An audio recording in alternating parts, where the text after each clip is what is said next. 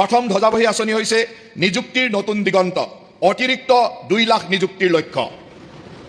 অধ্যক্ষ মহোদয়, আমাৰ চৰকাৰে 1 লাখ নিযুক্তিৰ প্ৰতিশ্ৰুতি দিছিল আৰু আমি সেই প্ৰতিশ্ৰুতি ইতিমধ্যে অতিক্ৰম কৰি বিগত 5 বছৰত 1,64,000তকৈ অধিক চৰকাৰী চাকৰি প্ৰদান কৰিছোঁ।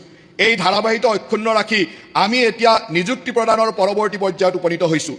অনাগত 5 বছৰত চৰকাৰী বিভাগ, বিশ্ববিদ্যালয়, চিকিৎসা মহাবিদ্যালয়, আইনগত সংস্থা, ছ'চাইটি, ষষ্ঠ অনুসূচিত অন্তৰ্গত পৰিষদ আৰু সৰহ পৰিমাণে ৰাজহুৱা অংশীদাৰিত্ব থকা কোম্পানী আদি সামৰি ৰাজহুৱা খণ্ডত ৰাজ্যখনত 2 লাখ নিযুক্তি প্ৰদানৰ লক্ষ্য স্থিৰ কৰা হৈছে। এই লক্ষ্যৰে এক বিস্তৃত পৰিকল্পনা প্ৰস্তুত কৰাৰ বাবে মুখ্য সচিবৰ সভাপতিত্বত এক বিশেষ টাস্ক ফ'ৰ্চ গঠন কৰা হৈছে। প্ৰাথমিক পৰ্যায়ত আৰু অধিক খালী পদ সৃষ্টিৰ লক্ষ্যৰে গ্ৰহণ কৰা এই পদক্ষেপে বৰ্তমান কৰ্মচাৰীসকলক সময়মতে পদোন্নতি দিয়াত সহায় কৰিব। আৰক্ষী বাহিনী, ভূ-ৰাজহ কৰ্মচাৰী, শিক্ষানুষ্ঠান, স্বাস্থ্যসেৱা প্ৰতিষ্ঠান, বন আৰু ৰাজহ উপাৰ্জনকাৰী বিভাগসমূহত নতুন পদৰ সৃষ্টিৰ কথাও আমি বিবেচনা কৰিম। সংকল্প পত্ৰত উল্লেখিত প্ৰতিশ্ৰুতি অনুসৰি এই চৰকাৰৰ সময়ছোৱাতে ৰাজ্যখনৰ নৱপ্ৰজন্মৰ বাবে নিয়োগৰ অধিক সুযোগ সৃষ্টি কৰাৰ বাবে আমি দায়বদ্ধ।